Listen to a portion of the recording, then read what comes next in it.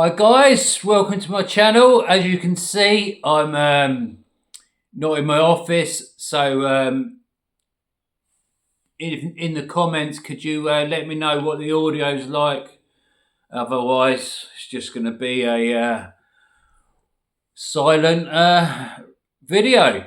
So help me out if you can hear me, and let's get into the Arsenal-Fulham game Tuesday night at the Emirates, and especially Bukayo Saka.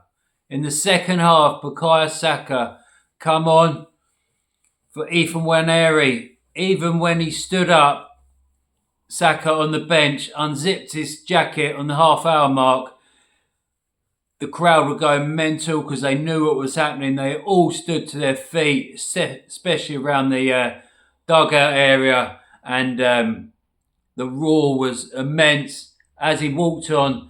And then Ethan Nwaneri, as I said, number come up, star man, now not star boy, come on for the young starlet from Hell End, who's had a great real first campaign, even though he's he made his debut at 15, but he's done really well this season, and he's produced the numbers, and but it was the time for Bukayo Saka return after 4 months out with an injury in December against Crystal Palace at Selhurst Park, and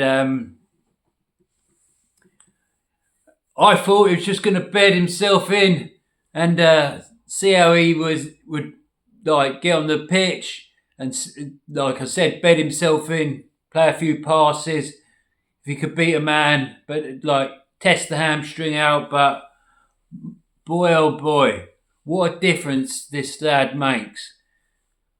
The players around him, which are international players, they raised their game. I thought the second half was the better of the two. Wasn't hard, with the first half being absolutely dire. But yeah, like I said, second half improvement, and Saka's come on with half hour to go and got straight into it, and the best probably attack of the game found Mikel Merino on the in the box on the left-hand side. He crossed it, and Martinelli flicked it on acrobatically.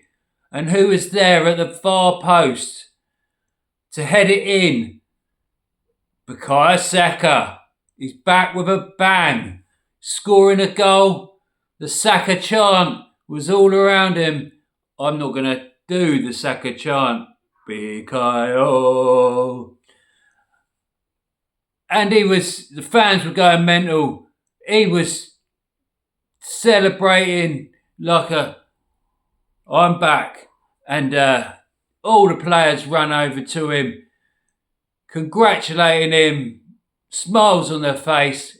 He then ran over to Sam Wilson, part of the medical team, the physio that's been doing his rehabilitation, and thanking him for his hard work. And Saka's back, and I hope that he's back to his best. And he looked good, he looked sharp, and like I said, big improvement in the second half he brought being on, and yeah, just glad he's back. I thought he could have tried not taking Ethan Nwaneri off and maybe putting Ethan where Odegaard's position and shuffling things about and trying new things. But he didn't. He did like for like, so Ethan come off, as I said. In the first half, Martinelli, I thought, was our best player. He was electric, going past the defenders. His best game I think I've seen him play for I don't know, all season, but for a long time. And maybe because Berta was there. Andrea Berta was at the stadium for the first time. So he might be saying you linked with wingers, but you don't need one. I'm here, but right, he great game for Martinelli. I thought my man of the match, as I've said, but anyway, the bright spot in the first half was Mikel Merino. He got a Ethan Waneri assisted him, which makes him the second youngest player in Europe behind Yamal of Barcelona.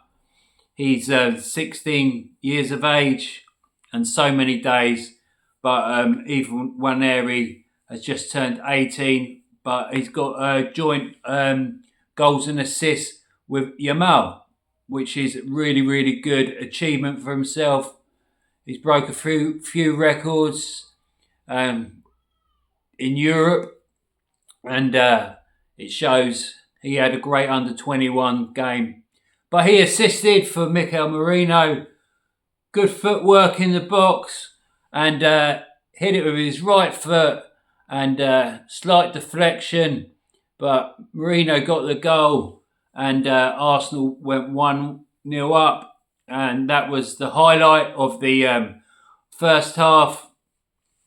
I would like to say Mikel Merino, it's 6 goals for Arsenal in 10 games, but I like the stat of the Premier League, 5 in 8.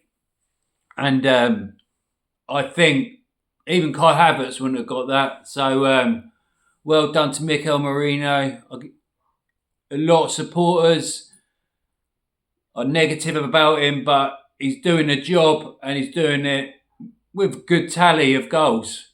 5 goals in 8 games. I bet you Kai Havertz couldn't do that, or Jesus.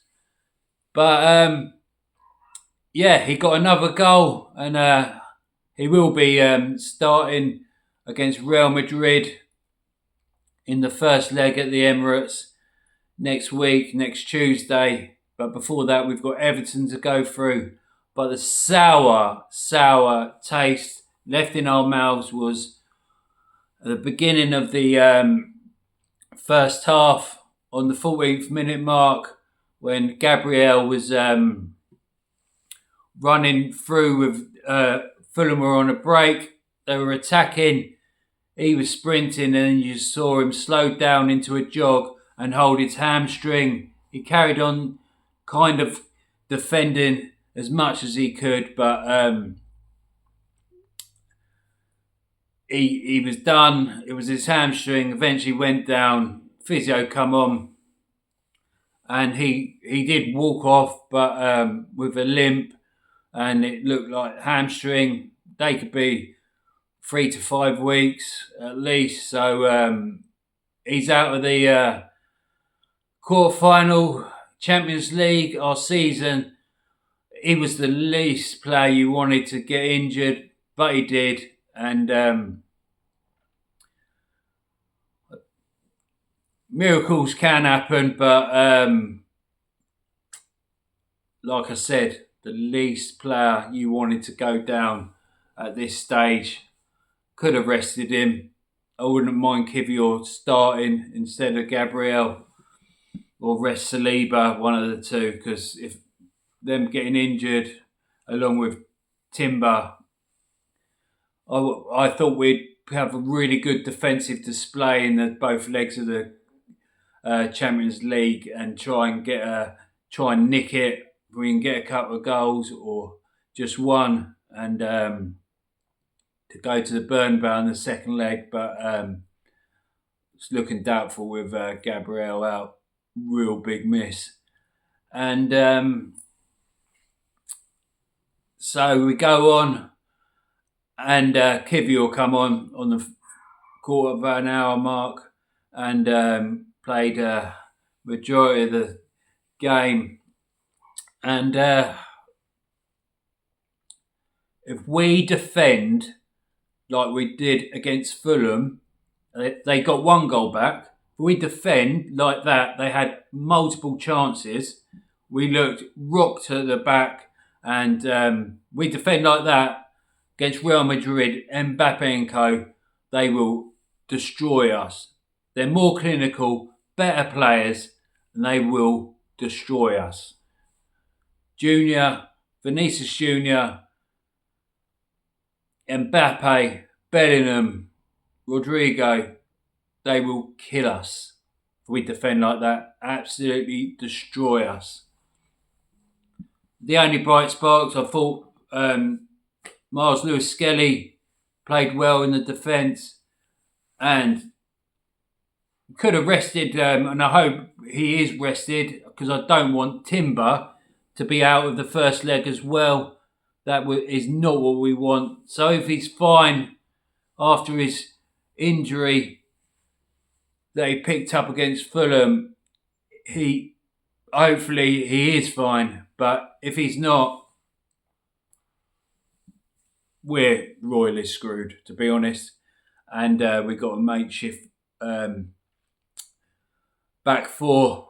Ben White can come in at right back. He's a bit rusty and hasn't played a lot of games, but had a lot of minutes under his belt. He can play. He can slot in at centre back along Saliba for the Real Madrid game, or Timber can do vice versa, and White go over to the right back position. But either way, we couldn't lose Gabriel, the big man at the back, and we have.